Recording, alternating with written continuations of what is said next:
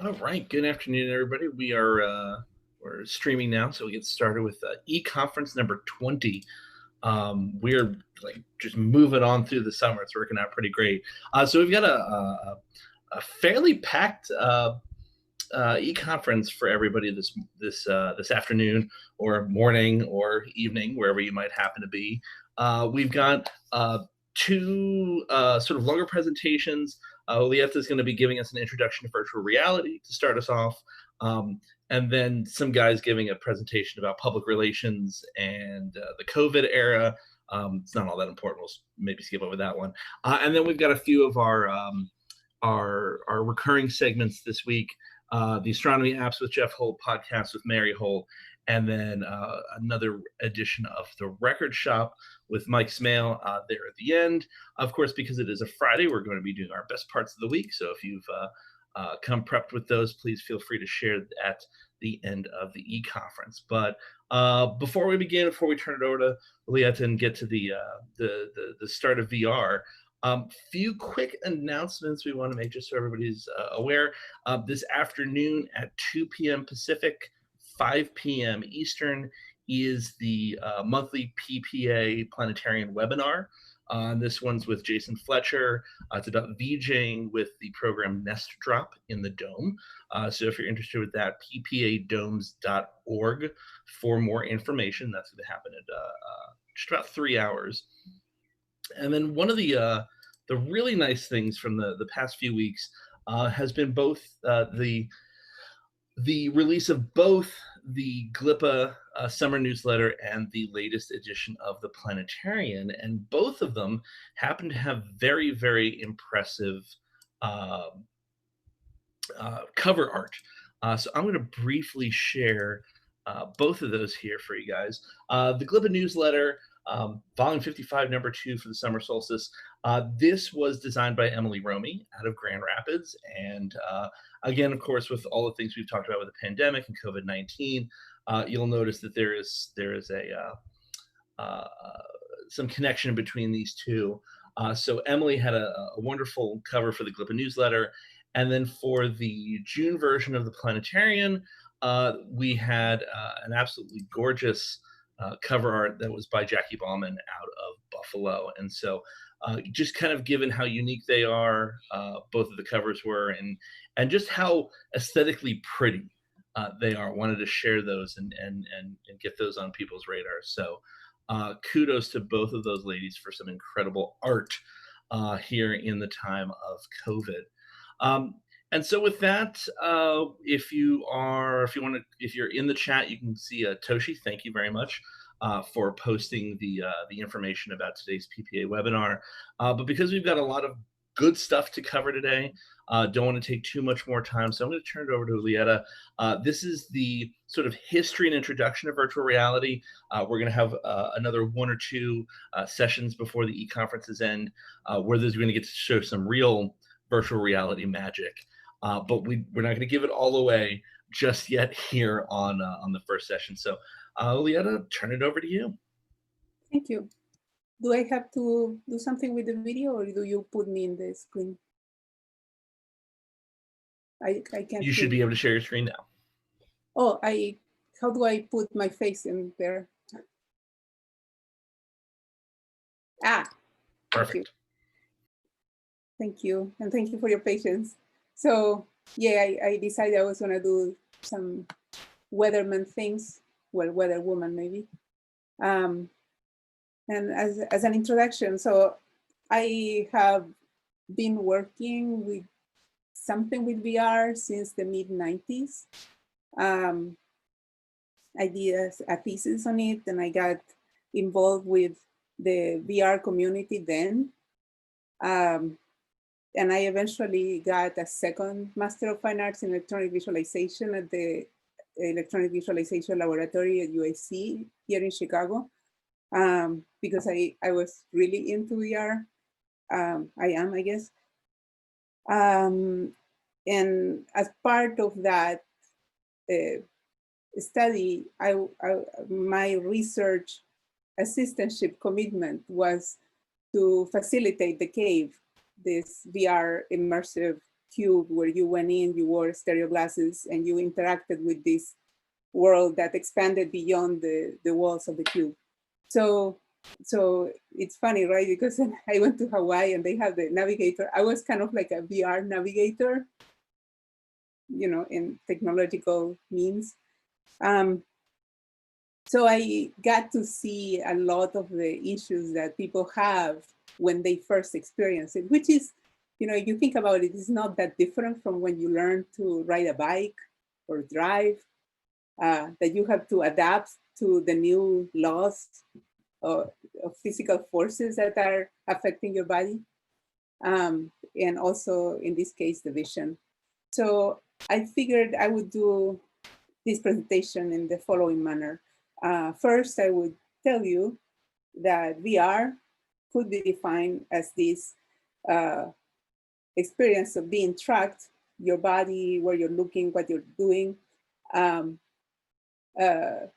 with a wide field of view, so you are immersed in it. And then when you have a stereo vision and you are someone in that world, you have an avatar. And what those things mean is that you have agency, you can act in that world, and the world reacts to you. You feel that you are in that space, and you feel that things are close to you.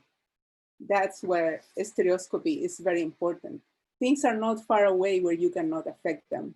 The stereoscopy is really important because it points to you something that is within reach.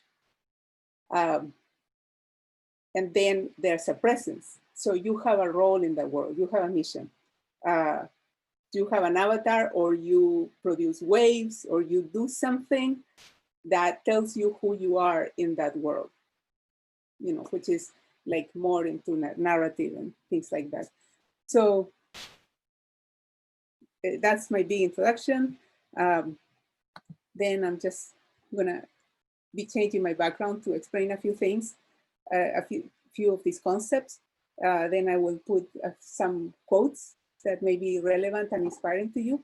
And then I'll go over some movies where I will be telling you what's going on in the movies. You won't hear. So, and at the end, I will post all the links of where the images came from, where the citations came from, and the links to the movies. So you can watch the movies and listen to the narration in them. But this way I kind of focus on the points that I was just explaining, like these four main things that build the virtual reality experience. So here we have some pieces, the stereoscopic lenses from the 1800s that allow people to kind of go beyond the picture. Here's a sensorama, immersive field of view, which was not only surround, you know, if you want to think about it like a head-mounted display, but it's this big machine that you just stick your head on it. It also had smell, sound, a rumbling seat, and I think it also had misting, which is something that is cool. If you go to a theater and watch some movie, they may be misting you, and that way you feel like you are in the humidity of the given environment. So, you know, of course, Viewmasters, I had a Disney one. Here's the one that my husband got from his elder brother. It's an information system, very important information system, Viewmaster. So Dan Sandin, who's one of the directors, what is the now director emeritus of the Electronic Visualization Laboratory, said that VR was the first redefinition of perspective since the Renaissance. And what is important about this engraving by Albert Dürer is this point here. That's the point of view to look at that picture, which is one and only. That's perspective that is attached to the view that you're seeing. Whereas in virtual reality, you are a moving point of view. You get to do what you want to that position in space. So it's a big claim, but it's kind of cool. So regarding tracking, I'm going to show you a few things, but here you have a head-mounted display, and of course the data glove. This one is the SARE, the first glove that kind of show what you do with your hand and put your hand in the world, from the 60s, I believe. Then you have this boom system, because of course at the time, when you saw the Sensorama, that was like a stick your head in a refrigerator. Here we have another means of moving in a space without having to carry like all these things, because you have this stick, this boom that you can move around and kind of change your position in the space. I should go back to this picture. Here's an earlier version of that same idea, where you have something helping the weight of the machinery in your head so you can move in space, right? And it was called the sword of Damocles, because of course it's almost like the fear of something cutting your head because it's just so heavy. And then you have more current things like this Omni system, where you can walk. It's like a stretchy surface where you can walk in every direction, and that tracks where you're going, where you're turning. And of course, when today there's a lot more tracking going on, from evaluating, like gathering data about your sweat, where you're sweating and how much, to do something with that data so the computer can react to you. MRIs, fMRIs, and there are things that track not just like the sweat, not just the actions that are intentional, but unintentional actions. And one of the movies I'm going to show you is from this project, Osmose, by Char Davis. And this was a big inspiration for me in the mid-90s to get interested in VR.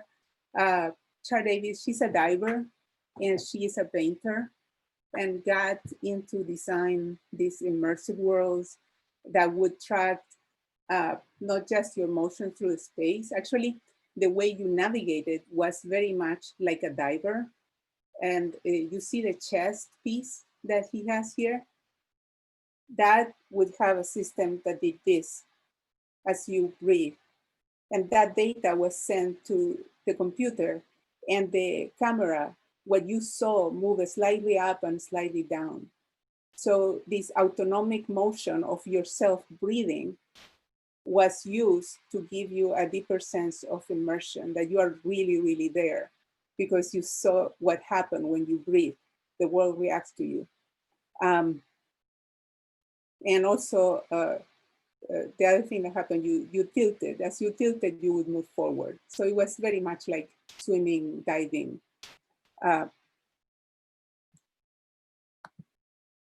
Then you have the issue of immersion, and of course, a head-mounted display, like what we have today with like a Vive, that is much lighter than what you see in those machines. Here's a Quest. These are all my husband's toys. Oculus Quest. So they are much, much lighter. And of course, if you have something to hold your phone, there's something that you can do to walk around with these devices. Oh, I forgot to show you this. This is an adaptive piece that goes in the Vive to track any part of your body.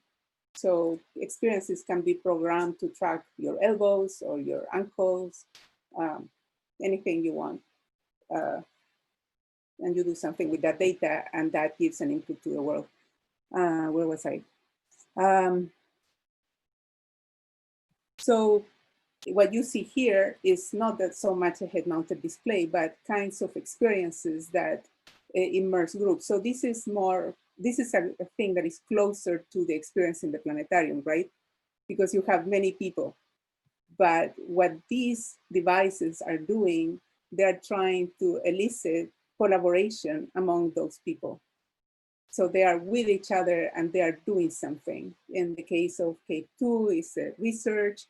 The first cave, it could hold about 12 people only. Allosphere can hold about 20 people. Star cave, about 12 also. But this cave 2, which is basically a cylinder, and you see it in action, can hold a lot more people. You can have like research meetings in there and look at all the data and compare notes and notice things about the environment that otherwise, you would have to be one-on-one looking at the things. And then the stereoscopy. Of course, you saw the little Viewmaster, right? And we have the glasses, which have two little screens in them, one for each eye. And what happened with these pieces is that you don't see your body, so your body has to be made virtual. Whereas in the experiences where you use the glasses inside a room, you see your real body in there. So it's a little bit mixed. So you have the passive glasses here, so they are optically tracked. This is from my thesis project. So you see the LED glasses, which were basically 1 pixel per eye, turning on and off. So, and there's a movie that is shifting frames very quickly, 60 frames per second, which is the same thing that we have today for like 3D. If you have a 3D TV, you have a little emitter there that is synchronizing the blinking of the glasses with the blinking of the image in the screen. And then you have this barrier system, which is something that Dan Sandin put there, which I thought would be interesting to show you, because there are distinctions of how much of a burden the technology is. And in this case, the screens are very much like those lenticular pictures. So you have a screen of lines. So as your eyes look forward, you see one image or the other image, depending on the angle you're looking at things. So this was very much the same applications we use in the cave, but without having to use glasses at all. So all the data that was being gathered was just for tracking purposes, and it was even optical. So it was looking at you, and you didn't need to wear anything. And then the last aspect is this avatar. And of course, this is from the mid-90s. Avatar, here we have a dance floor, which I remember dancing with people in Moscow and Japan at 3 in the morning when we had kind of exploration events. I thought, something like this would be kind of fun for Hospitality Suite in a way. Because all you see is the movement of the other person with the avatars, right? But also, you see the graphics, they're very simple. And there's a reason for that. Because not only you are doing real-time rendering of every pixel that appears there, every polygon, but you are streaming it around the world. So the models had to be super, super economical. So again, it's not how the pieces look. At the time, I remember people in our art departments would be like, oh, but they look so ugly. And it's like, well, come and help, do something, there are some restrictions, but once you know the restrictions, you can do nicer things. But to go back to the idea that maybe I didn't even mention this idea that all these projects were done not to replicate reality, but to use our experiences of the real world and data to see things that you would otherwise not see. So these are things that people said. Here's Ivan Sutherland. He was at the University of Utah. And he basically envisioned the holodeck in the 60s. here is his description. Of course, there are things that were said and are documented earlier. So I'm not going very far in time. So I'm going from the 60s till, this past decade, couple decades. So maybe another time I can expand on the cave and maybe pre-human virtual world. So this is what Ivan Sutherland did for VR in a nice quote. On my nose.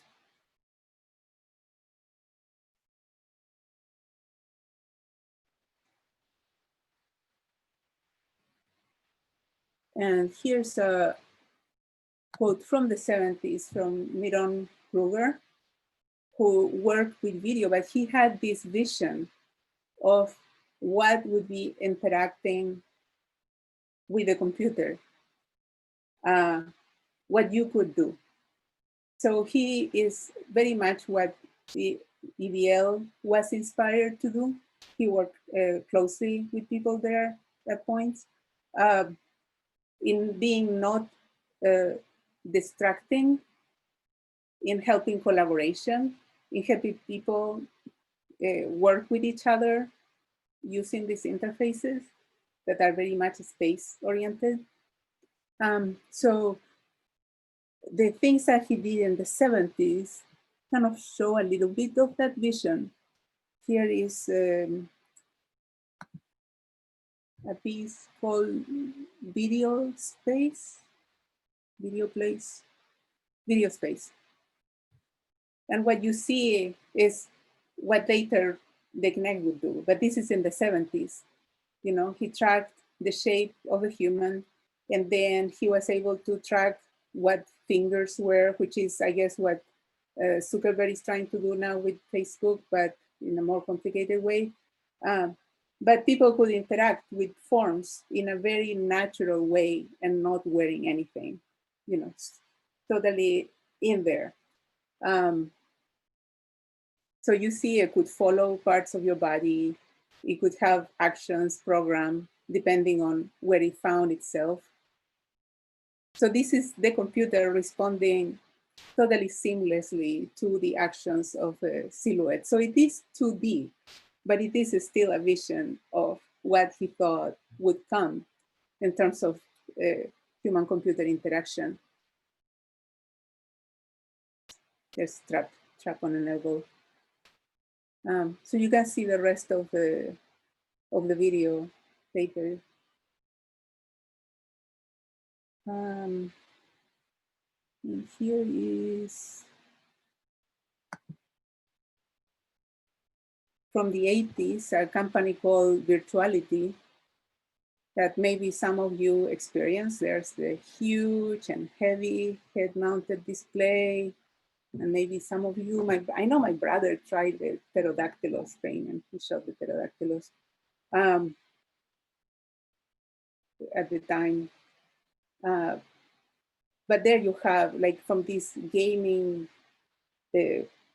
vision of a space that doesn't need to be realistic at all, where you have an avatar, where you have a presence and a mission of, blowing up the other person maybe.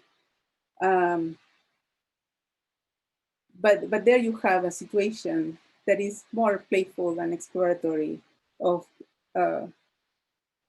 what the space, an abstract space could be, where all the elements of immersion, of proximity, of the avatar and agency are present. And let's see. And then this is an early video explaining what the cave was. Again, this is not by any means a comprehensive version of things. This is what was closer to me and my references, but this is very unique in the sense that it allowed people to explore a number of things. There were a lot of, this is probably some of the mathematical shapes you see are from Milana Wang, who was a PhD student at the time. There's Carolina Cruz Meira, whose thesis was the VR setup. of the cave. And you see these are fabric walls, especially painted floor. There are little emitters behind each wall. And there's the kind of blinky LED pixel glasses that I was telling you about, which are tied to a wire that is sending the data of where that person is in space to the virtual world, and the world is reacting to where that person is and what that person may be doing. So there are lots of collaborations with the mathematics department, Luke Kaufman especially. And again, it's something that was the world being, which is not following necessarily the rules of gravity and speed that happen in real life, if you wish.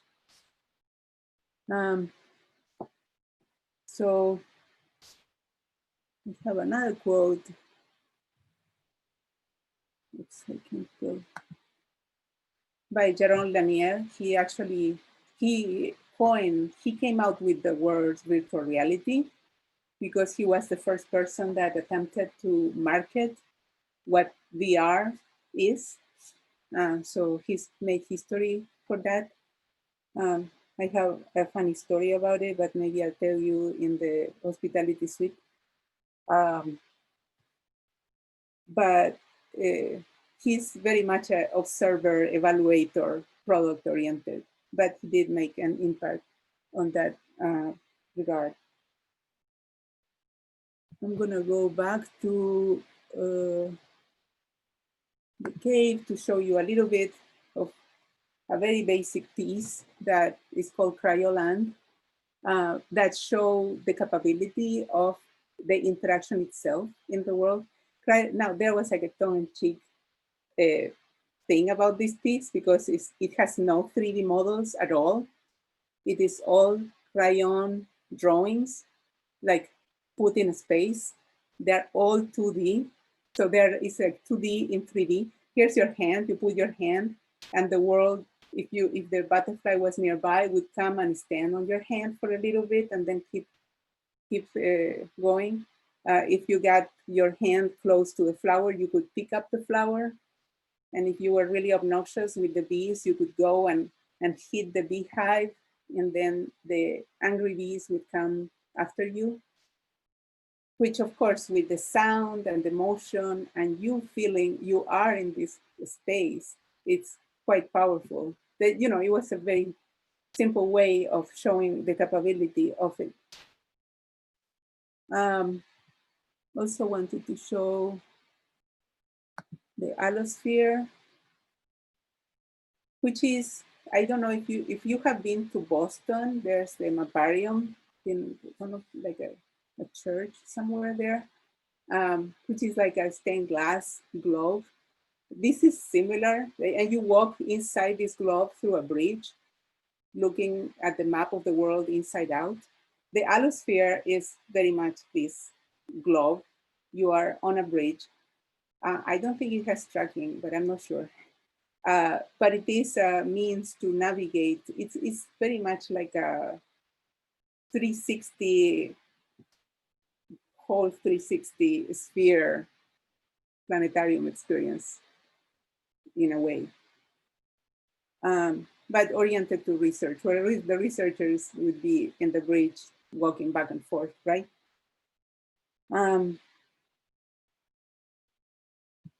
My last quote is from Brenda Lauro. Yes, there's Brenda Lauro.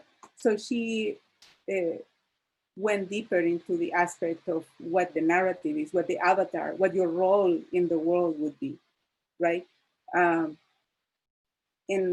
also very much work in inclusivity and very important subjects in that matter. But she wrote a very important book called Computer as Theater, and looking into how you integrated yourself in these worlds She works for Lucasfilm for a while. So anyway, these are people that may provide you an entryway to see where they were coming from and what they were exploring, even as processing power in computers were not that great at the time. But this was a push to pursue that and go deeper.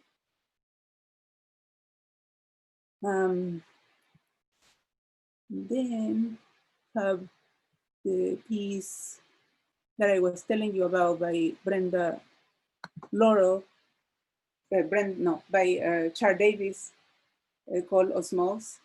And I saw this in the Wired magazine in the early 90s, and I was so, wow, this is what it is. And I actually met her. She invited me to a conference. She was super, super gracious. I've seen her since. And the vision that I see as important, and I wanted to share this with you, is because this notion of immersion, where the world changes you. So in this sort of avatar presence way, you are redefined by things that your body does in that space, and what you do, and how the body reacts and how the space reacts to you. So there is a person moving forward and then navigating the space. So of course, all these pieces have something to reflect upon in terms of how does this apply to planetarium community, and not so much as a restriction or say, oh, but you cannot have everybody have that first person experience. There are things that are happening to evaluate crowds, especially in concerts, and looking at what people do at gatherings in general, how people behave in disco parties. So there are means to understand group behavior too that may be interesting. And also the elements I mentioned at the beginning of agency, of immersion, of proximity, of having a role in an avatar. Those things are applicable in planetariums in some degree. There's no 100% pure, version of this or that in the media today. VR, of course, we have this capability, but it's not clean cut. One could argue that in the cave you see your body, so it may be more like mixed reality, because you don't see yourself as an avatar, you see other people as avatars. So there are things that are not so clean cut, but there's the criteria of what builds experience that actually can be more useful for reflecting on how in planetariums we rebuild the experience of an impossible universe that we cannot experience with our humble little bodies and tiny, tiny scale, right? Last video I have is the Cave 2 version of the art in EVL, which was not so much of a cube, but they moved into a couple different directions. One was to make a bigger space for more people to be interacting and collaborating for research purposes. And also you see that it's like a tile display.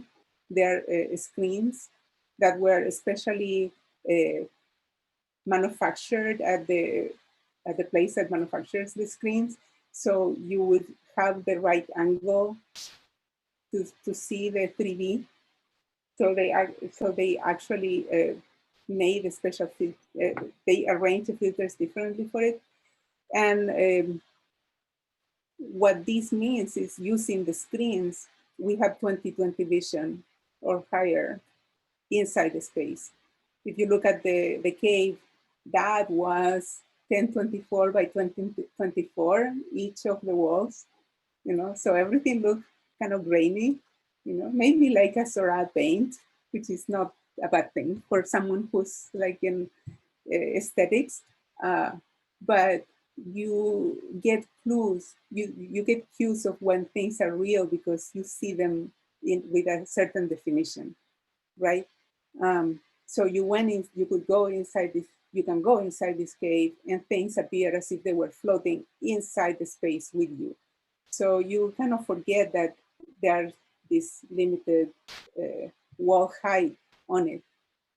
So there's a lot of VR that has to do with what you're paying attention to, and what you forget about, which I'm sure you have experienced in planetariums.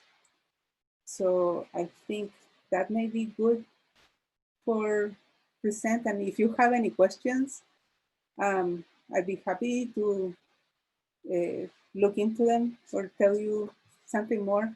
Oh, maybe I have one thing I could say. No, maybe I'll say for later. But okay. All right, Julieta, we have a question from the YouTube side of the chat. What's the name of in general, like what sort of software is running these sorts of visualizations? So today, people use Unity or what is it, real something. I'll answer it in Mm-hmm. Okay. But yeah, it is these projects. I mean, when I was at UIC in the early 2000s, we were using C++, and we have a program that Dave, who you saw in the Cryoland video, he was, before he was at UIC, he was at NASA, and he wrote a program called YG for Yggdrasil. No, Yggdrasil. Yeah, YG is different, sorry. Yggdrasil, and for like the tree of creation.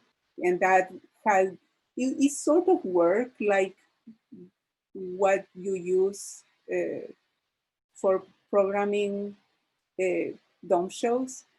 A little bit more complicated at times because of course you have to account for the interaction and loading things and having them stream. So it is a lot simpler today with things like Unity. I use Unity teaching immersive environments at the School of the Art Institute of Chicago about 10 years ago. And the students in my class didn't know anything about programming, some of them, or anything about Photoshop. And then the same thing in 2016, I was teaching a class in Hilo in Hawaii, and it was a collaborative class. And we got all the students to put their models in Unity and experience what they had done with their hands and scan and then digitize and alter in the computer, put in Unity, and then scale to different sizes and experience that.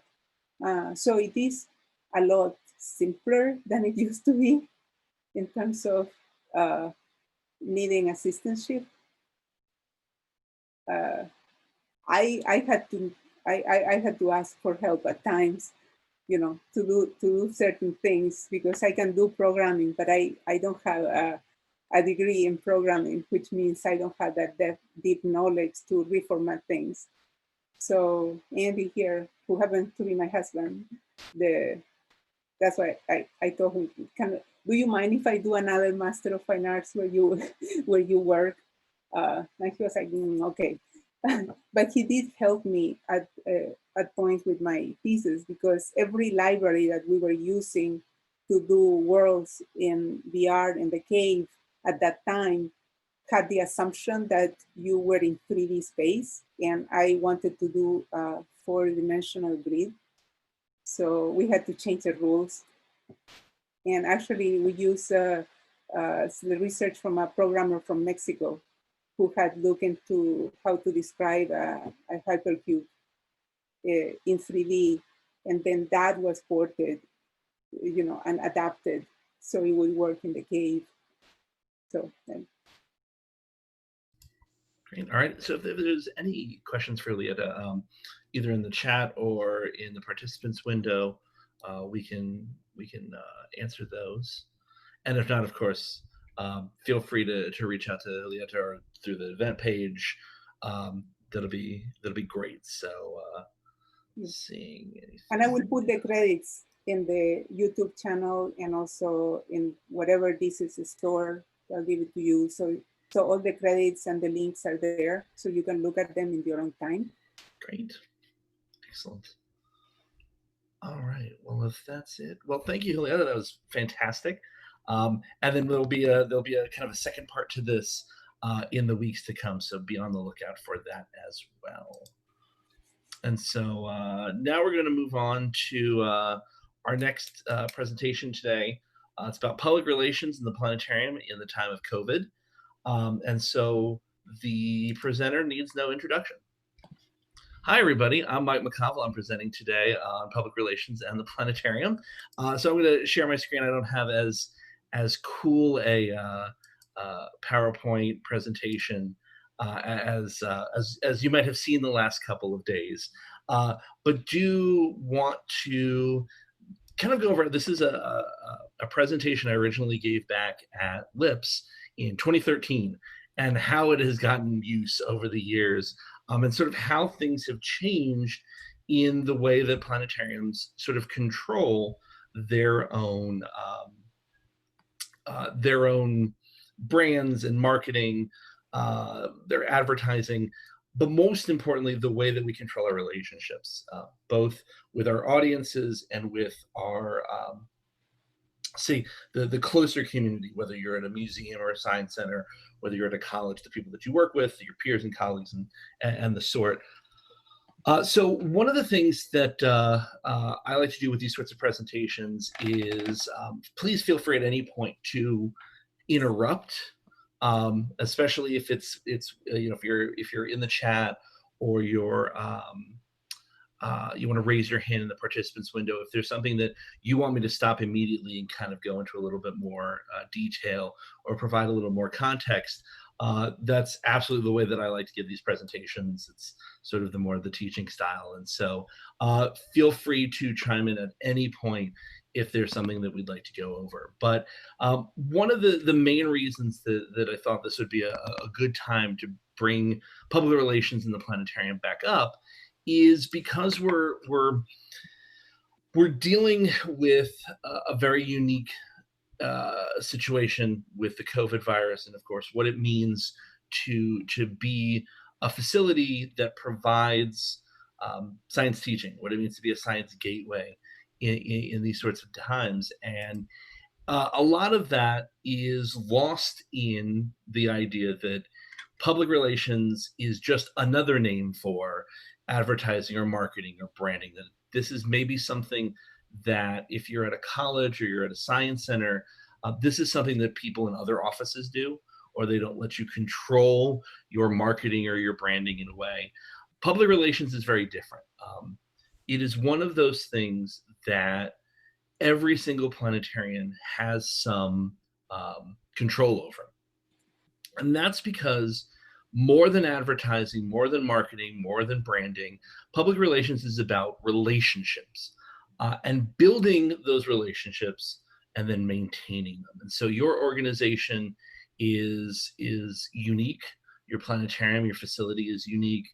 In some cases, you may have a planetarium where the name of the facility is far more well known, or you may have a planetarium in which it's sort of, you are the planetarium. You are the single person that runs it. Maybe you've been doing this for a very, very long time.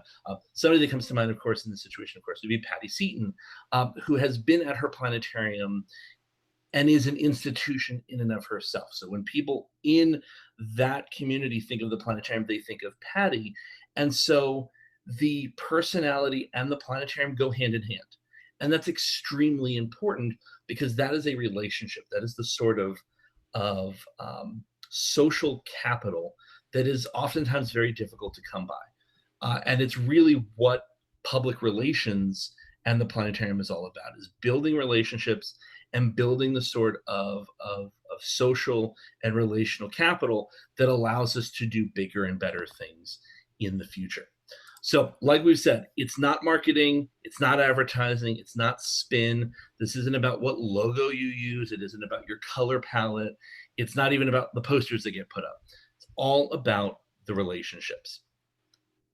So when we talk about building relationships, and specifically how that works with public relations, is that no matter how good your marketing is, no matter how much you advertise, you're not going to get those things to work well unless you have the relationship to back it up.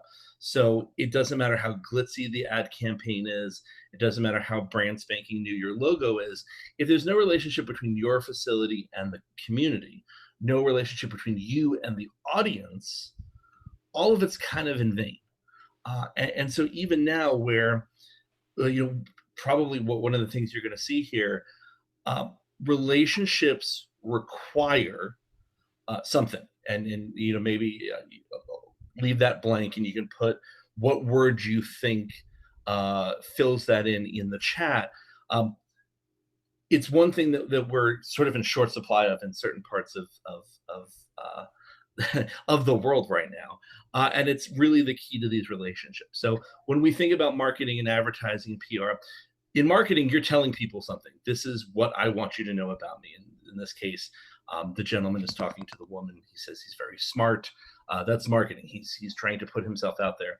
In advertising, now you're taking that message and you're trying to bludgeon people with it. How can I make it so that people will always remember that when they see this person, they see this this brand, they see this color, they see this logo, that they're going to connect it to something else, to another brand. In public relations, you can see the difference here is that it isn't the person himself saying, I'm smart. It's somebody else, somebody that he's formed a relationship with, somebody who's willing to vouch on his behalf that he's smart. And that's the key. Trust me.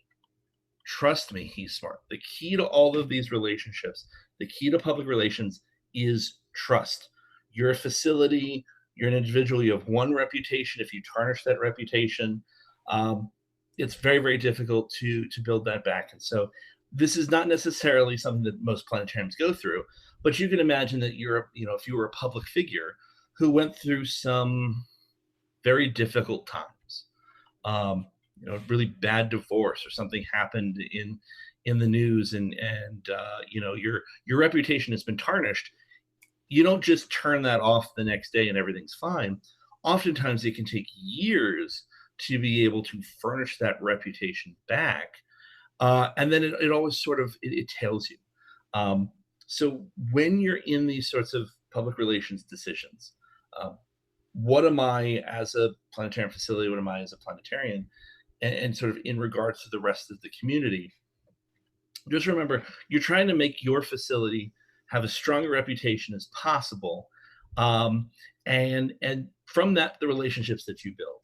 We're at a point where, since we have an environment in which, especially for those of us who are working from home, for those of you who are doing a lot of online content creation and who will likely continue to do so, even when domes start to reopen, this is not an easy thing to do right now. You can't just have anyone create content and put it online, because, well, you're likely to run into some problems. You can't have somebody push a button and just do these sorts of programs anymore. You have to have people who are well-versed in the information, people who are engaging and interesting, who can interact with the public. This is what we've been doing in the Dome for years and years. Now we're seeing it even more so in sort of this online realm, where we have to be at the top of our game. And we really do need to have the best of the best in our field out front. And so people see that, and our audiences react to that. we're building relationships with them that we may not necessarily have been able to do before. Maybe they went to your planetarium and they heard your voice and they saw your face for a little bit. Like you understood that was the person who was running the show. But now if they're spending 15 or 20 minutes with you a day or a week on a star show, or if you're interviewing someone, if you think about maybe the California Academy of Sciences, their sort of varied schedule of online events, you're getting to know these people, and they come to trust you as someone who not only provides some entertainment, but also some really important information.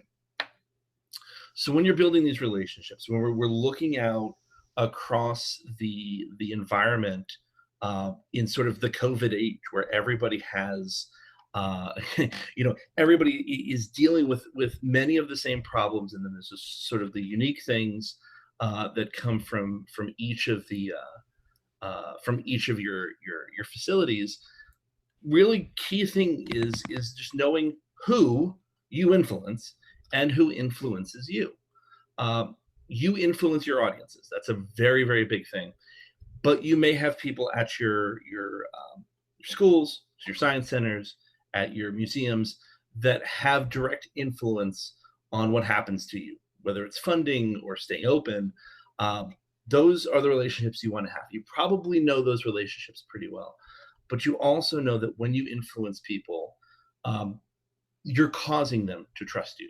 And that trust becomes the centerpiece of the relationship you're building. So you've made your connections, you're a trustworthy provider of information, you're a trustworthy voice, a trustworthy face, and that allows you to maintain those relationships going forward. So, this is not us talking about how to create better shows or how to be better presenters. All of you are doing a fantastic job of that. This is much more of kind of stepping back a little bit and saying, this is a prime opportunity for a lot of planetariums to sort of reassess their own positions in their community and have that reassessment be for the best. Your facility, because of the relationships and the trust that you build, are more essential parts of the community, that nobody could think about this location being without a planetarium, that we can't think about not having a science gateway in our community, or a place for our populations to go and learn about science. You might be the only place within 50 miles that ever talks about science and engages people. And as we know, space is so fantastic, it rarely needs us to hype it up. But when we're the people that our communities come to for that information, and we've built that strong relationship, that doesn't go away very easily.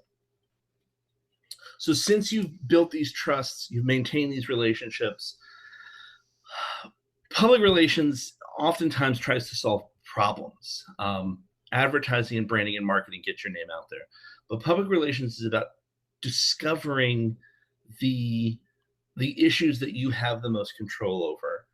And conversely, one of the big questions that a lot of PR professionals will ask their clients is, what keeps you up at night? What are the sorts of concerns about your facility, about your planetarium, that keep you up at night? And it's likely that your concerns a year ago are still around today.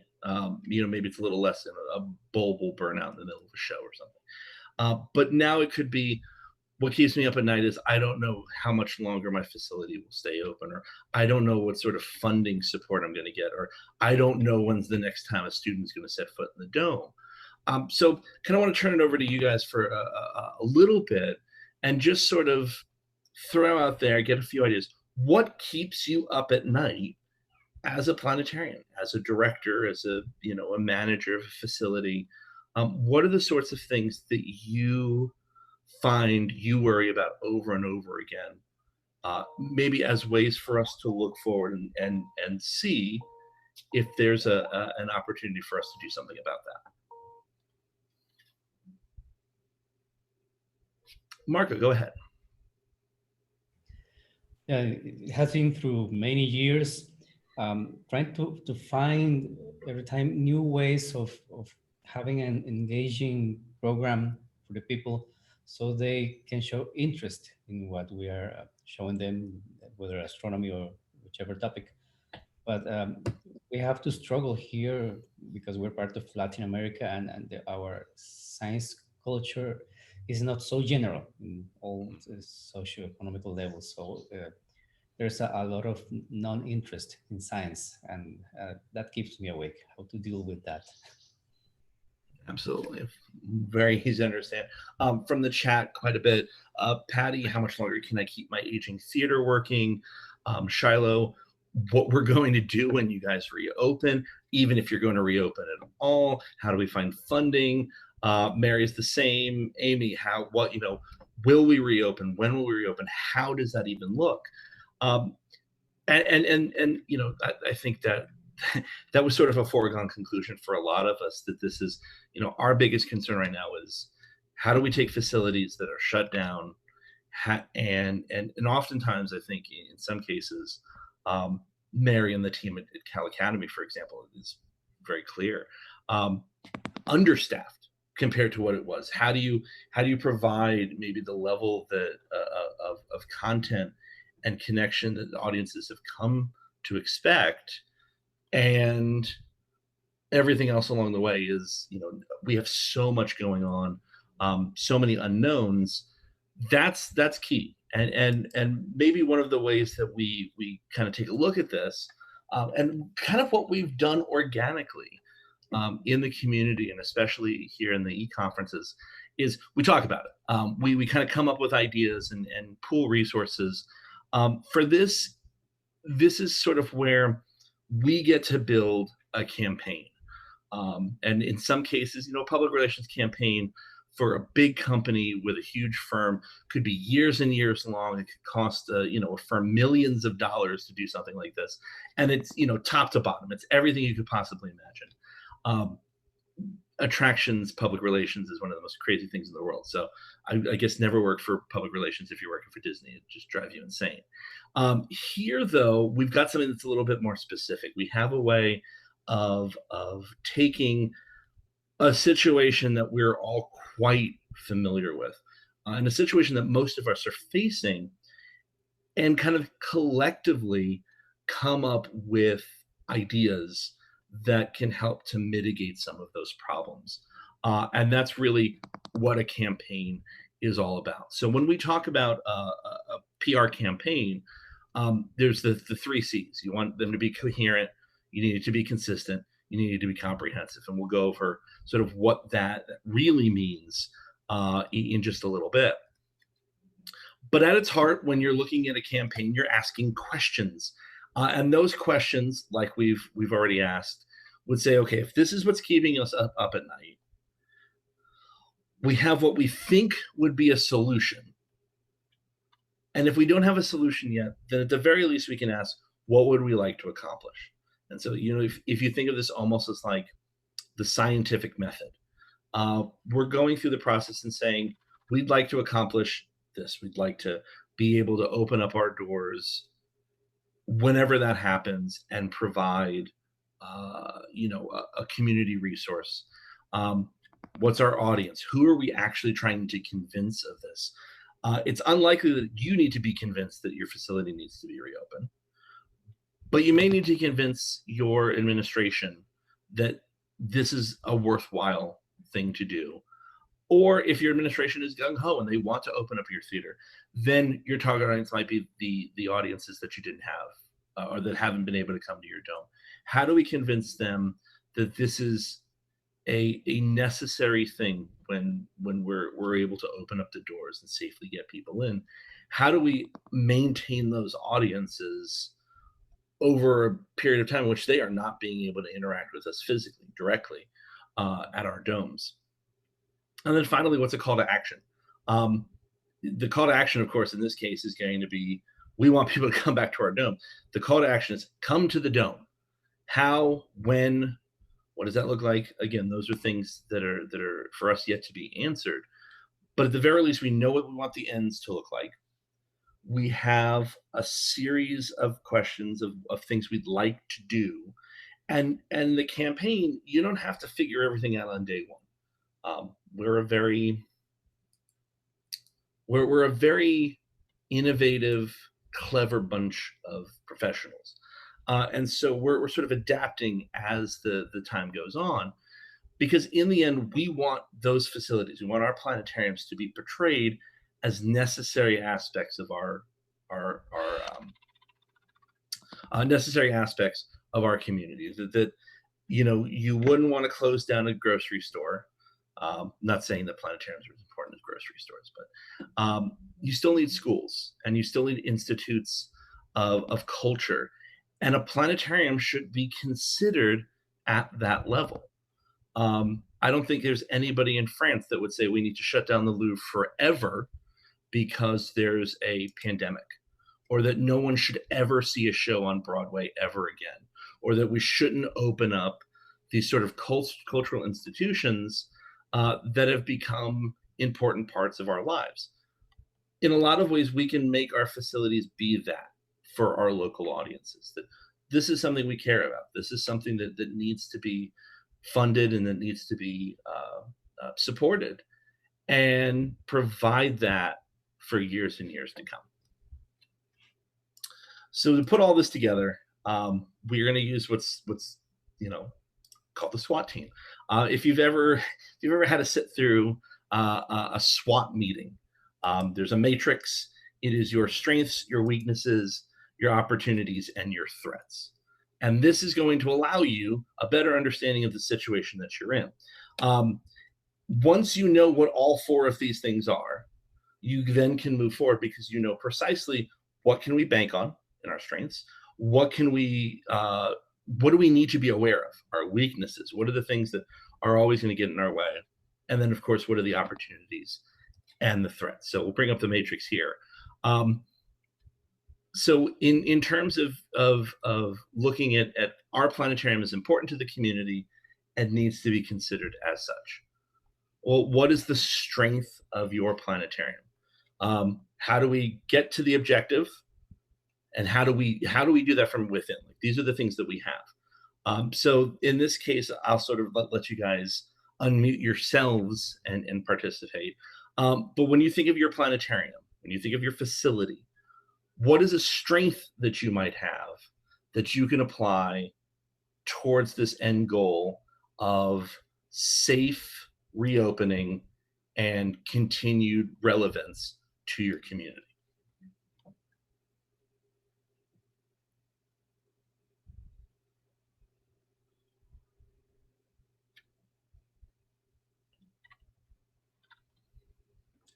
Nobody has any strengths about their planetariums. I guess I can go. I can't see myself. Can you see me? I can see you. I'm using an iPad. I'm not used to this. But anyway, I would say like a strength that the Academy has, and I don't know if I feel like, I guess is mainly from it being a larger institution, is that there are a lot of people there to make all the things run, like, so we'll have people that are mostly dedicated to cleaning, people that are going to make sure that guests can get into the building and like stuff like that. So we have, while our staff is like significantly like diminished from what it was before, we do at least have like a variety of skills to make it a safe experience when people do come back. Absolutely, 100% a major strength. Susan Button writing in the chat, things like public trust, and that's one of the things, is that it's not like all of our facilities have zero trust or relationships with our communities as it is. In many cases, we have more trust and relationships with our communities than we know what to do with.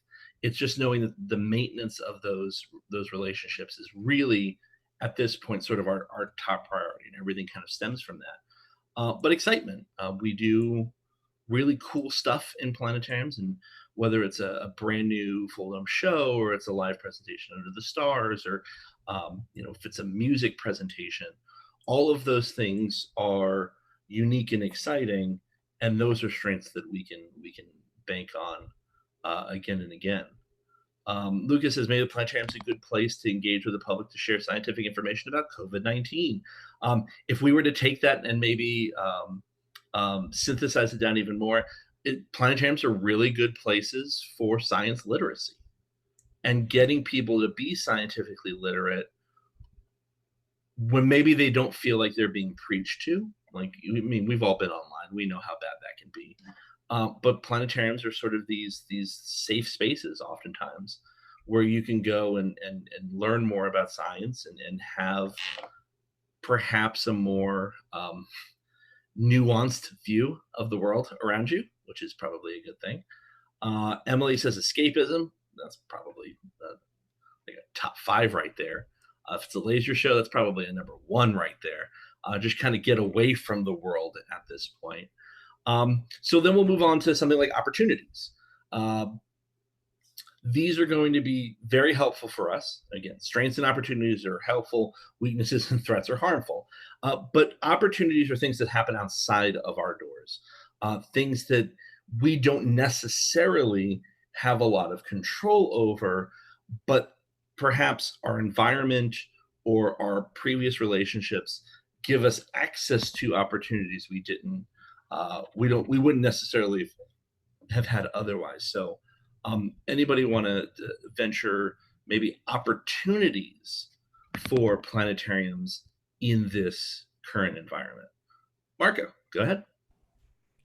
Well, we will have to exploit what a planetarium can do. And we were already doing that before this crisis. That was to find where we could fit a portable planetarium besides schools and high schools. So we had gone into companies in the industries.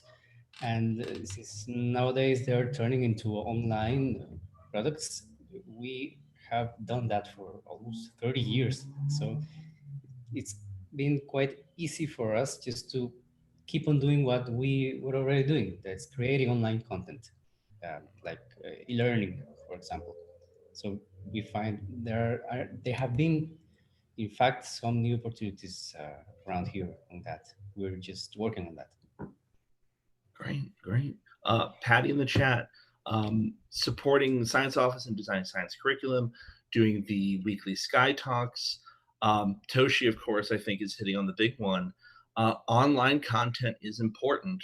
Quality content that we create, people are hungry for. It's really, I think, the number one opportunity that the community has taken advantage of in the past couple of months is, hey, we've got an ability to connect with our audiences in a really specific and meaningful way. We might as well do that. And then, maybe we won't spend too much time on weaknesses and threats. Threats, we can pretty much say COVID, crazy people, just 2020 in general is a threat to all of us. But maybe weaknesses and sort of looking inward on that.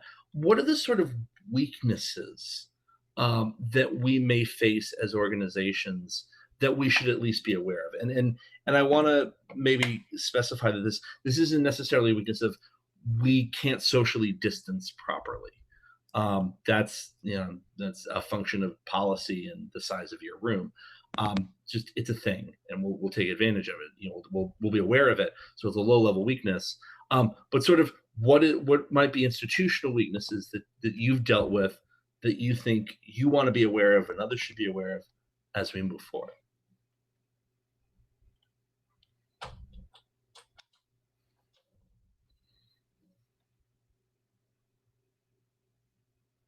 Emily says people feeling comfortable coming back, wondering if our product is worth the risk. Absolutely.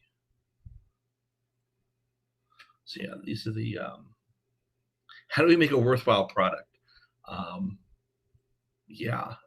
Mike Francis, how do we provide in a financially feasible way? Patty, that's a very important weakness, is that you have facilities whose one of those weaknesses is their inability to see their strengths. And then how do you do that and change that perception? Toshi says planetarium often viewed as maybe a niche product, and then not as known. And it's, yeah, these are the sorts of things where, oftentimes the weaknesses are going to be pretty consistent across our facilities. The threats we're all kind of aware of, but really, as long as you can go into a discussion, any discussion, whether it's with, funders or administration or your community itself, and have an idea of what your SWOTs are, you're always in better shape. That's going to allow us to be more adaptive to what's happening in the environment.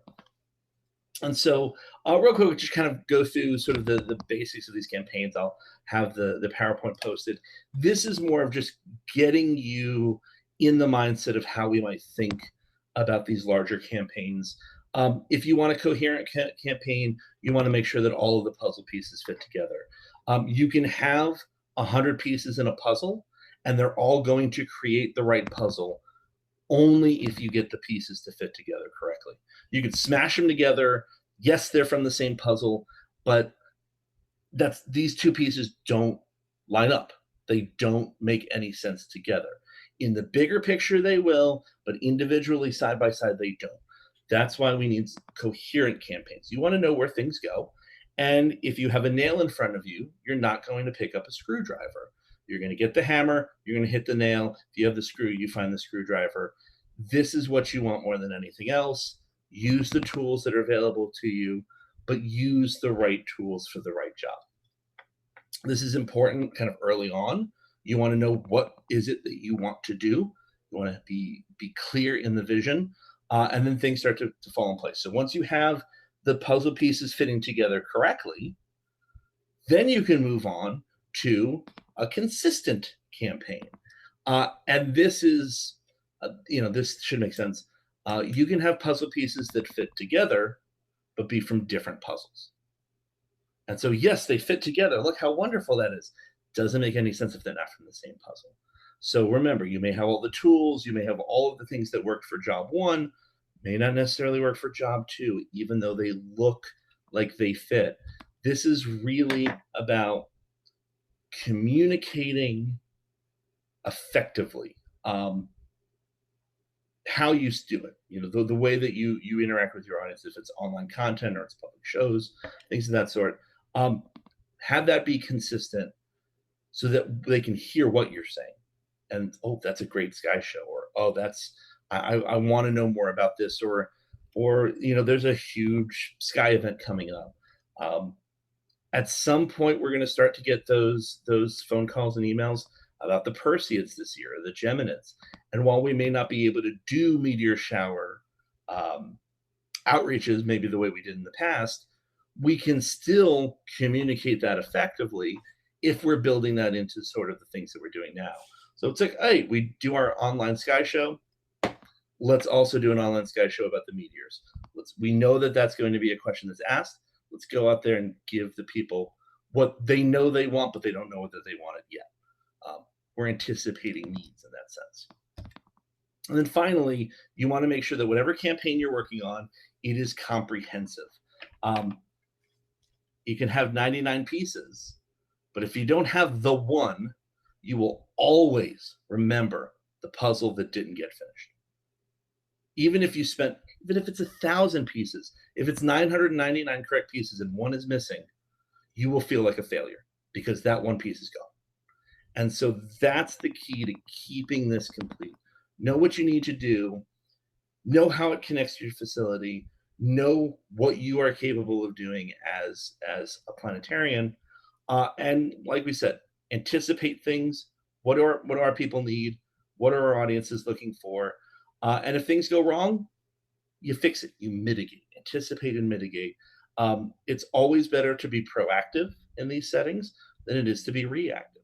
Planetariums that went out of their way in March and April to produce shows and do online content and connect to their audiences are doing better now than ones that said, let's wait as long as possible before we do things like layoffs and furloughs so that when we drop the axe, things are even worse than they used to be. As opposed to, let's get out front, let's talk to our people, let's be open and transparent. Same thing goes with our audiences. This is how things are going to be for a while. We're going to give you everything that we can. We're going to anticipate what you want to see, what needs you might have for entertainment and education, and we're going to try to provide those things. So it's a great opportunity for us to help lead and define what our audiences want in the first place. So when you put that campaign together, you've kind of got your strengths and weaknesses, your opportunities and your threats. Come up with that campaign. You're looking for value. How is it that I can maximize the return on our time and our work without burning out our people? If it's one of you, don't burn yourself out. It's better for you to do one sky show for 20 minutes that is the greatest thing anybody's seen than for you to do 10 minutes every single day, but everyone knows you hate it. And at the end of the day, you are burnt out and done. Don't do that to yourself. If you've got a larger staff, find who's good at certain things. It's the old economic idea of comparative advantage. Some people are good at some things and terrible at others. And you find the puzzle pieces that fit together, and that's how you build this campaign. Like, somebody's really good with kids, maybe they should read books and do shows about the moon. And if somebody is a little less, kid friendly, hey, they can do more stuff behind the scenes, or they're producing content. And in the end, what you're putting out as an institution is far better than just saying, everybody do everything all the time. Don't burn yourself out. Get your return and your value more than anything. And make it fun. Like, there are going to be other people in your college, your facilities, your museums, your science centers, who are scared just like you. And they are not going to have any idea about what the future holds. Planetariums can be a light in the darkness. Not to get too,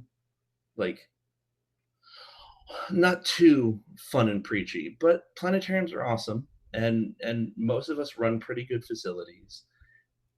And in the end, we might be the people that help to shape the futures of what our facilities are like. I'm not biased at all, Emily, at all. We can do good things. And that's sort of where the heart of this comes down to, is that feel the opportunity and the empowerment to go and do the sorts of things maybe that you've put off. Or if you think that there's something that's worth trying, now is the time to try it. Because nobody's going to remember if your Sky Talk kind of bombed a little bit, and then you came back next week and you did it a little different. It was great. Like, nobody's going to remember the bad one. They're like, oh, that was fantastic. I loved it.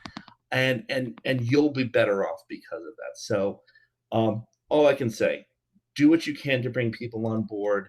Let them see not only how good, the institution, the facility, the planetarium is, all that worth it.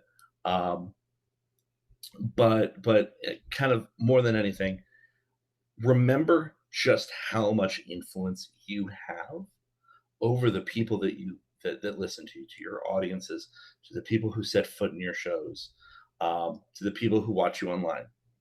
They care. They want something from you. The fact that you're doing it at all is pretty fantastic. So keep that in mind as we move forward. So now that's all said and done, if there's any sort of general Q&A, anything you'd like to pick at, please feel free. And then if not, of course, we'll be moving on to our recurring segments. So I'll open that up to questions now. Michael, I really enjoyed what you were saying here, and I know you mentioned that the PowerPoint was going to be posted somewhere, and I would definitely like to share this with some of my administration, because I think you brought up some really interesting food for thought and talking points. Now, I'll make sure that this is going to be put in the event page. Okay, so thank you. If not the file itself, then at the very least a link to it. Okay, thank you. You're welcome.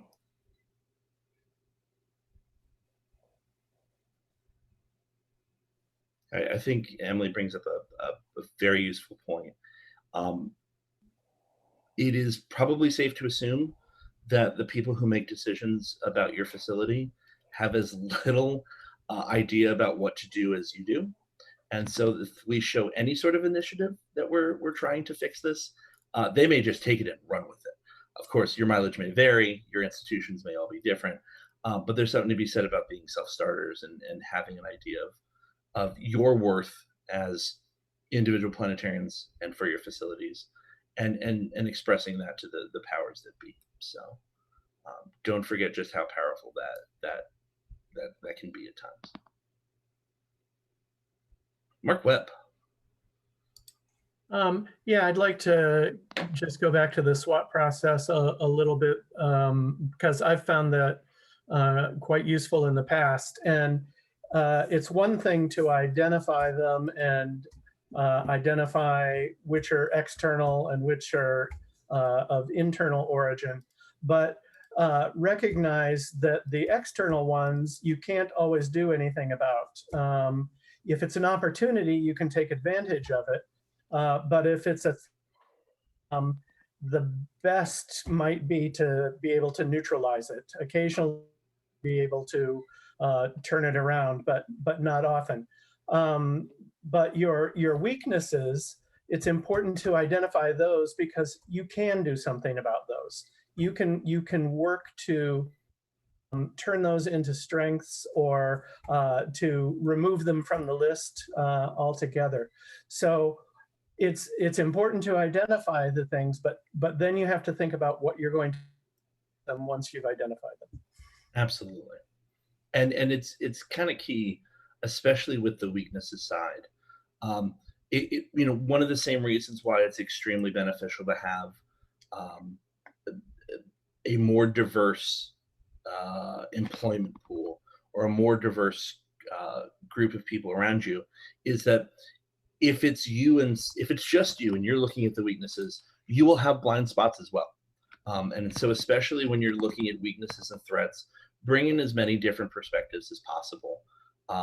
There may be things that you could have and this is often the case in advertising. You could have 20 of the most brilliant advertisers in the world who sit in a room and think this is the greatest campaign we've ever come up with.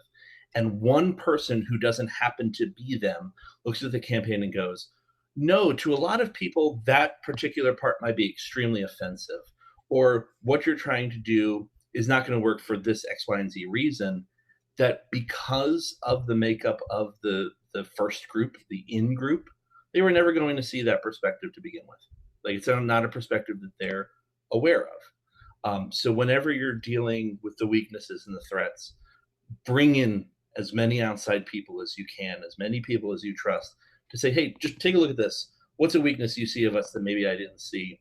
And oftentimes, you're going to get a much deeper understanding of your facility's place than you would if you just looked at it on your own. So, diversity of thought is always a positive thing. Marco.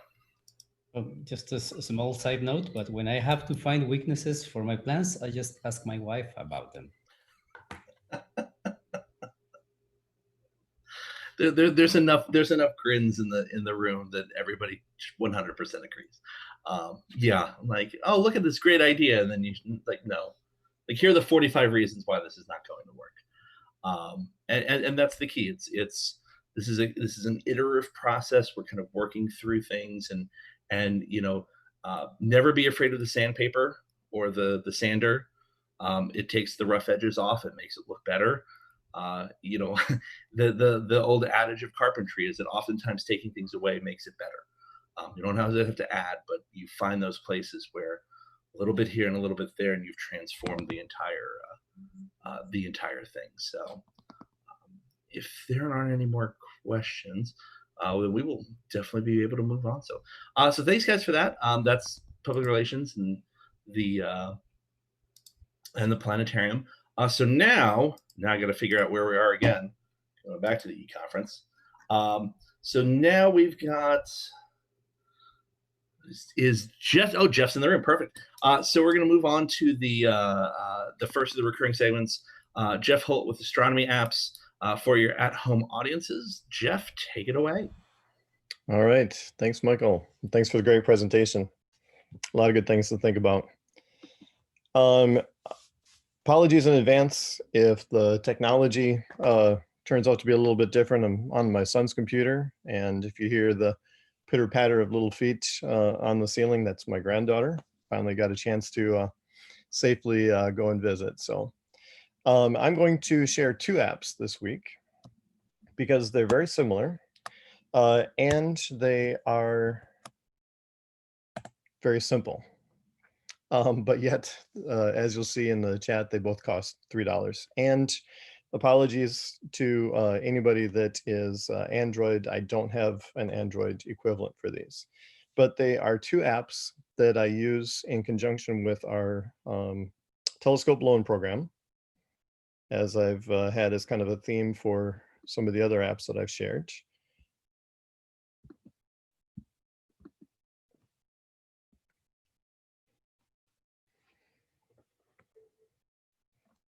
With the opposition of Jupiter coming up, middle of next month, people that borrow our telescopes, assuming we can get our telescope loan program going by then, will definitely be checking out Jupiter's moons. And this is literally just an app that is designed to help you to figure out which moon is which. So if you tap on the now button, it just updates to now and it's going forward through time at the normal rate. You can jump ahead. If I do the triangle with a line next to it to the right of the word now, each time you tap it, it's going to jump ahead by whatever time period you have indicated down below, jumping ahead 1 hour at a time. And of course, the next button, which is a triangle by itself farther to the right, it will just keep going forward through time. So it's a great way for you to not only figure out which moons you're seeing, but whether they are going in front of Jupiter, behind, and how they will progress throughout your observing session. You can flip them vertically and horizontally to match the way you see them in the telescope, of course. You've got events, transits, things like that listed for the next few hours. And then just general information about the planet or the moons with those buttons down in the lower right. And that's all there is to it. If you tap on Jupiter itself, it does zoom in. So if you think that you are seeing a transit of the Great Red Spot or something, or maybe a shadow, you can tap it to get a more detailed view. So then Saturn moons is the other app. And this app does the same thing. You can, in this case, instead of tapping on Jupiter to zoom in, it's pinch to zoom to go in and out. And same time periods here, jumping ahead or fast forwarding through time. And it just makes it a great way for you to figure out what you're seeing in the field of view in your telescope, because you often have stars that are also in the background, but this way you can at least have a decent chance of figuring out which one is which, especially if you use kind of Titan as your anchor out there, because you'll always be able to see Titan and up to 5 of Saturn's moons.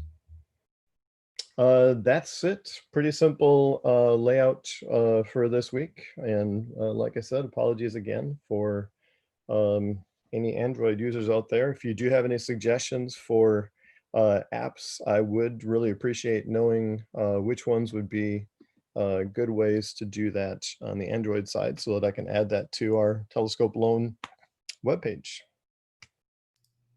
Great, thank you, Jeff. I believe, or at least it was the case maybe 2 or 3 years ago, the online Java applet does work on Android phones through the browser, and then of course through standard desktop browsers. So I think they've just ported that over into an app format for iOS, which looks great. I think we've actually lost that, because I've gone. Oh, really? Yeah. I do have linked on our Telescope Loan webpage a good one for Jupiter. That's just a web version. But for Saturn, I am, and yes, I can give a link to that Telescope Loan webpage. For Saturn, I have it going to Eyes of the Solar System, the NASA webpage, that you can just select different fields of view. And so that's my best plan for Saturn. So if somebody has a better website for that, please pass it on too. Great. Great. Well, thank you, Geoff. So now we'll move on to From Holt to Holt. This is the Pandemic Primo Podcast Party for you, Planetarian, coming to us today from the Central Time Zone. Yes, the Central Time Zone, all the way deep down in the heart of Texas. Everybody, it's Mary Holt. Hello. Yeah, I'm in Austin right now, about to drive across the country tomorrow. So hi, everybody. Let me share. Again, I haven't used this iPad for any of this before, so I'm not quite sure how any of this works. Oh, that's not what I meant to do. Hold on. Let's see. Screen. Not quite sure how to share my slides. Am I sharing anything right now?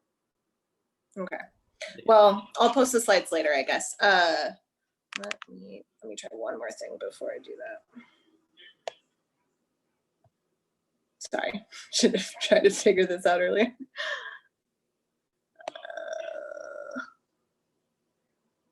No, it's not working. All right, anyway, so I wanted to share, let me see, if I switch to here, can you still hear me? Yes. Okay, perfect.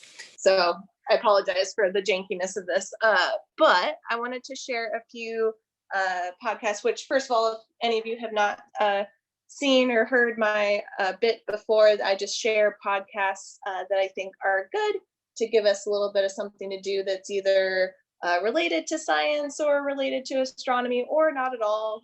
Maybe we want to inform ourselves on something else for a bit. But today's episode is brought to you by keeping up the momentum and recognizing that many of the things that have been going on in the last few weeks are still happening. So that's kind of been my MO with what I've been listening to lately. So I was just going to share a few episodes of podcasts that I've been listening to. And the first one actually is one I have not yet listened to, but noticed popping up on one of the recent, it came out today actually, from the Story Collider, which is stories that are about science or about scientists. And the one from today that they just put out is Navigating Whiteness, Stories from Black Educators. So it's a couple of different stories from Black people who work in science education. So that seemed pretty relevant to this group. And then another few recently, Shortwave has had a couple of really good episodes recently, which is a short science podcast as well. They had one about Minneapolis and basically housing zoning and how that relates to racial inequality, but also climate change at the same time. So that was an interesting mix of many different things that are going on right now. Also, another one from Shortwave recently was, the title of it is There Is No, quote, Second Wave, because I know a lot of folks have been talking about worrying about the second wave of COVID coming in the fall, but really that can't really happen because the first wave hasn't gone away. So it's more of an extension of the first wave, and they talk about why that is and why there isn't a second wave yet, basically. And a couple more, I've been listening to a lot of Sawbones recently, which I did want to share. I haven't shared about Sawbones yet. It's a podcast where Sydney and which McElroy brother is this? Justin McElroy, I believe. There's three of them. Talk about medical history. And recently they've covered topics around like who Dr. Fauci is, like what his history is, and why we should listen to him potentially because he's a smart person.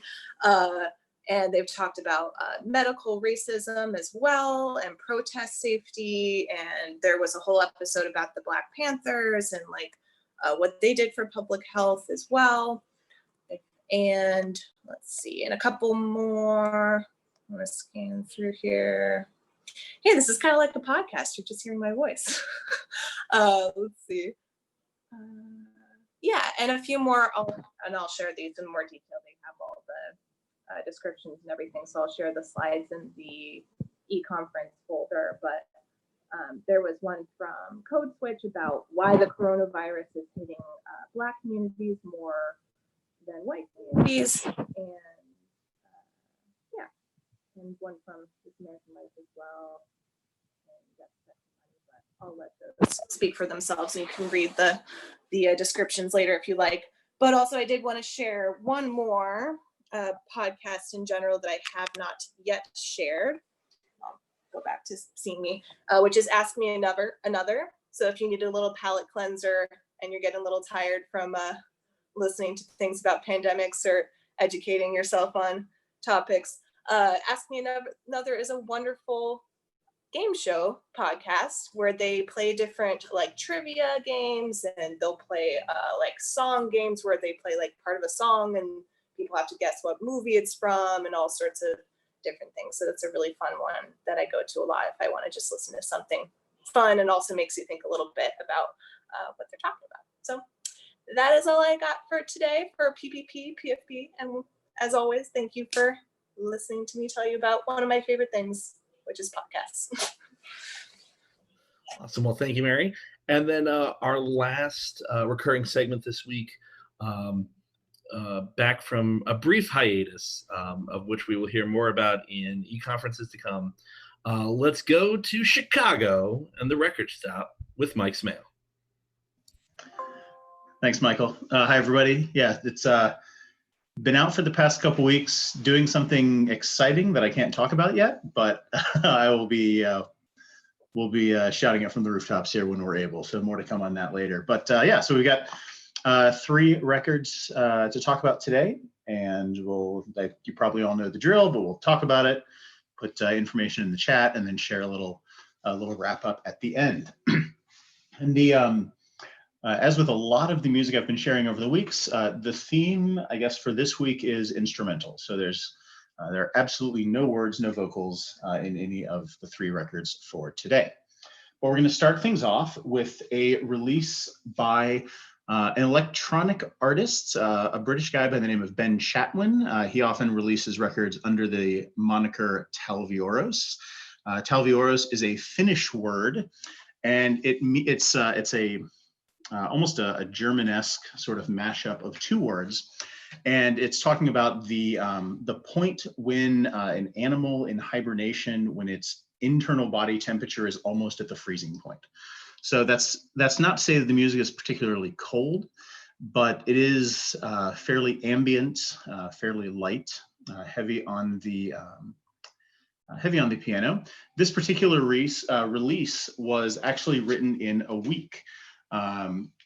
Not necessarily inspired by the Christian creation story, but as sort of a challenge for the composer, he wanted to see if he could put together a piece in a week, and he did. There are two vinyl versions available. There's the white vinyl. There are 150 copies of this. Surprisingly, still some copies online available. I'll share that link in a little bit. Even though it's been out for a couple years, and then there's the standard black vinyl versions as well. So he said pretty sparse, pretty ambient, but a nice cool little feature. Your space tie-in for this record is this is a gatefold, and when you open up the gatefold, bam, you get the Carina Nebula. So that's fun. So again, that was called "And It Was So," and that is by Talvioros.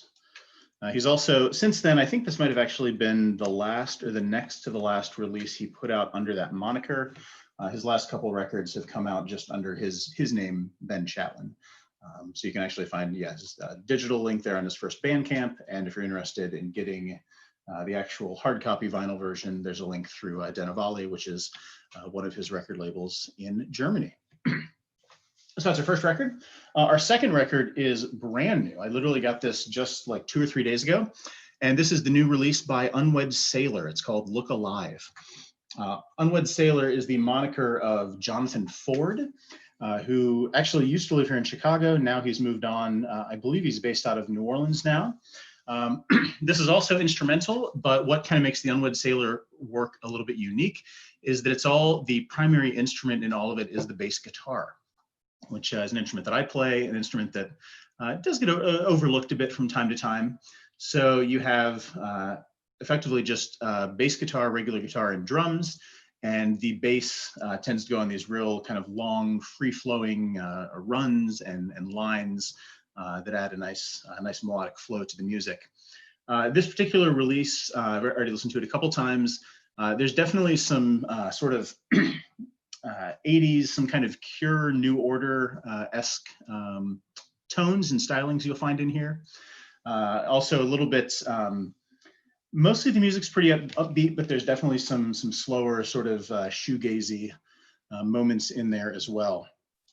Unwed Sailor, he's been putting out music under this name for over 15 years at this point. And his back catalog is pretty interesting.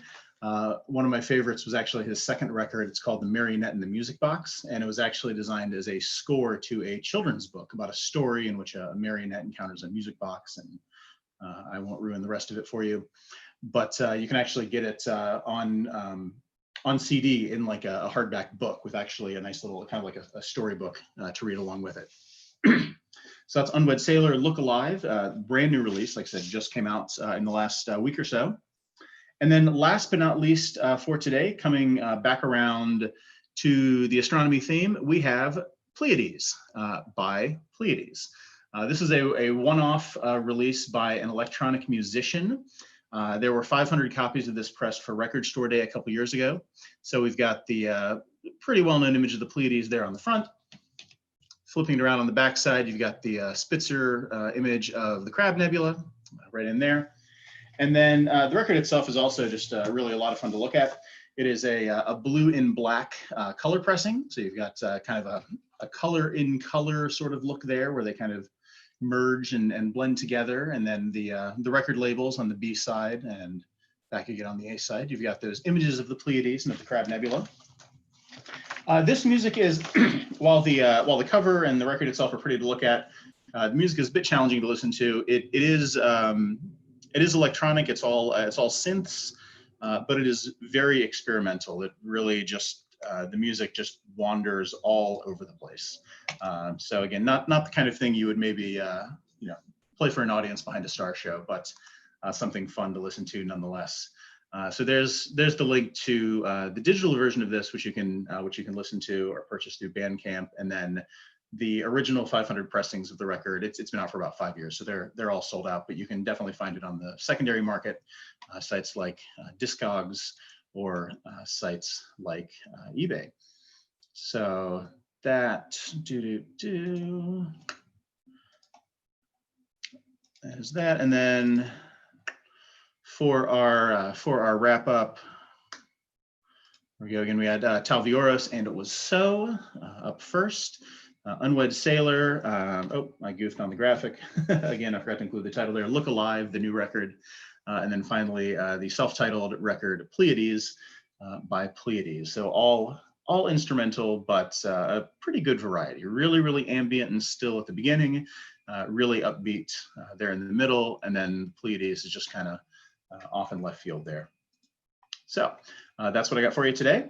Thanks for having me, and we'll see you next time. Awesome. Thank you, as always, Mike, for the record shop. And then, of course, since it is Friday, last thing we'd like to do today is turn it over to everybody. If you have any best parts of the week, if Mary is still here in the room, I know she's got a best part, so we'll just let Mary go first. I do. My best part is the reason I'm in Austin right now is my boyfriend is actually moving out to the Bay Area, so he will be close by for the first time since we've started dating in over a year. And also I have not seen him for 3 months since the pandemic all started, so I got to see him for the first time in 3 months yesterday and today. Obviously, I'm still here. But Awesome. All right. Any other best parts of the week? Oh, Marco, go ahead. See your hand. Yes, I'm very happy this week because my daughters and I could work on some promotional materials for a new product we're going to launch maybe next week. And I had told you before about a virtual reality planetarium that we're going to produce. So what we were thinking is, if we cannot take our planetarium to schools right now because they're closed, they're on vacation, they don't have resources, they're behind their schedules. So let's take the dome to their homes. So our Dome to Home project is a virtual reality one. And Julieta, sorry for the basics of this. I'm sure we're just beginning on this, but I want to show you a 2-minute video that we just made here with this green background to promote this. So let me share the screen, please.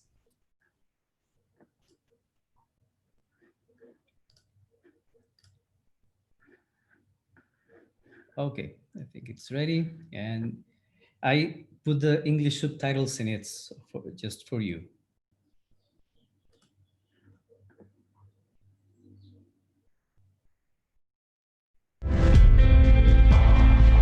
Lucy, ¿ahora dónde estás? Estoy viendo aterrizar el cohete Falcon de SpaceX. ¿Me lo prestas?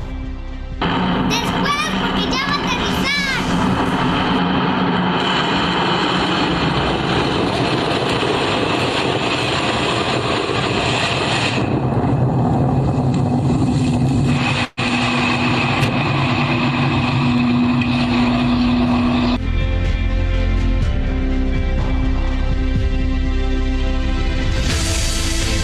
Nos complace presentarle el nuevo kit de realidad virtual y 3D del Planetario Aventura. Con este equipo te unes a nuestro club de usuarios que te permitirá disfrutar de los programas del Planetario Aventura en tu propia casa. Además, esta herramienta te introducirá en el fascinante universo de la realidad virtual, pues es tu ventana para visualizar miles de producciones en este formato, disponibles en Internet. Y como si fuera poco, te incluimos también unos lentes para anaglifo 3D, cuya técnica te permitirá ver la gran cantidad de imágenes y videos estereoscópicos disponibles en línea. Con el Planetario Aventura, divertirse y aprender van de la mano. Pide ya tu kit de realidad virtual y 3D.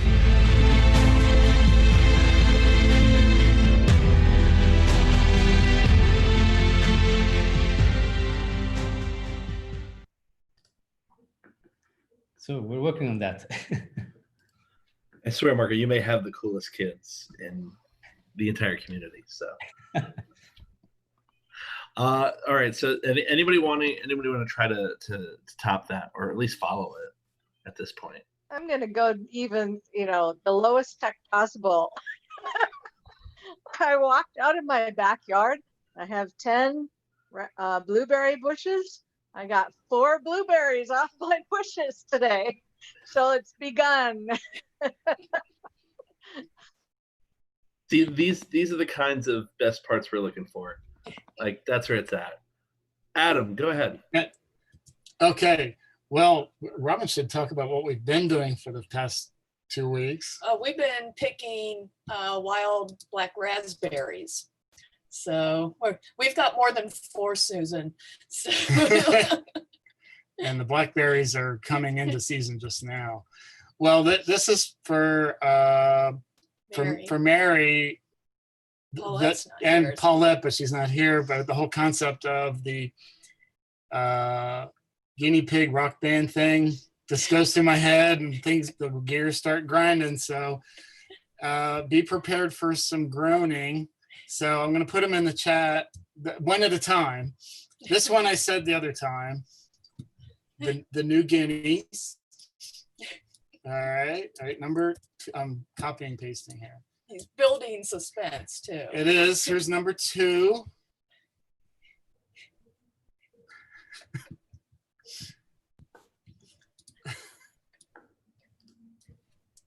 And hang on. Number 3.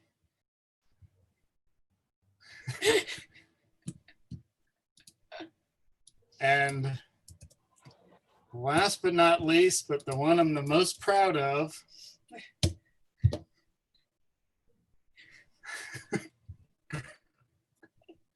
Those are all wonderful. Thank you. Sure. I wanted to make album art, but you know, that didn't quite work. Then this has nothing to do with that. This is a link to my Google Drive, and I can't remember if it was Paulette or somebody else who said that they were making little solar system signs for their, you know, the line for entering a theater. Was it her? Do you remember, anybody? Well, anyway, so I kind of stole the idea and I made little signs that you can print on white pieces of paper. You can laminate them, and they're for each of the planets and the sun to put in line as people are waiting to go into your theater or use it for whatever.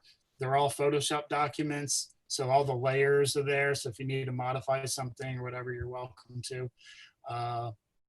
Okay, Kat, that's right. She did say that.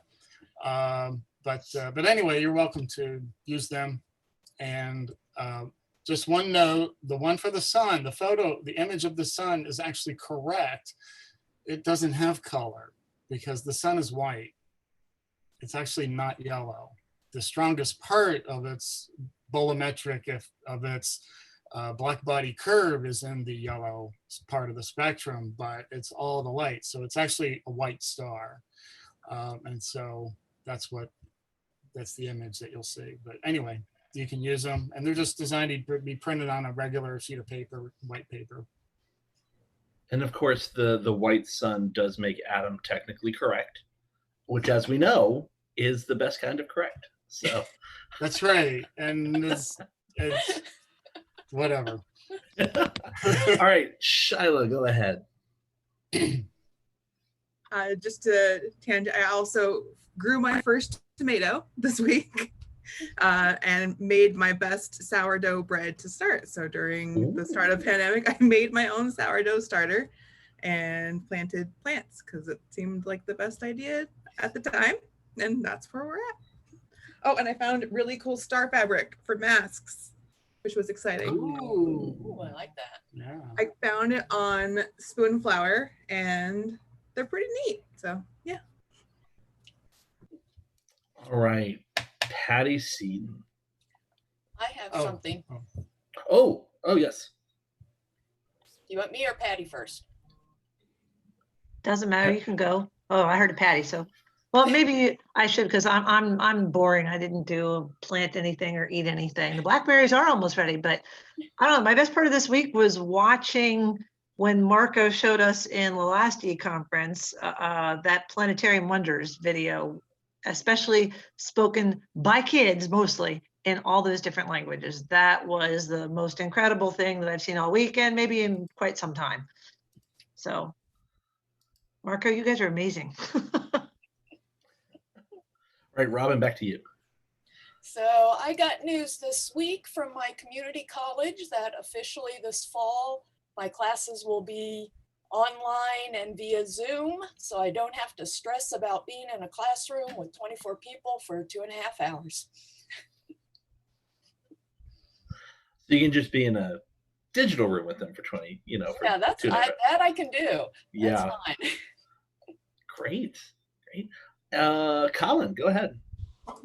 Yeah, so what does one do on furlough? So the couple of projects I set myself were redecorating half the house, gardening. I've just finished my new little oak coffee table and finished painting my new office, which doesn't have the pictures up yet.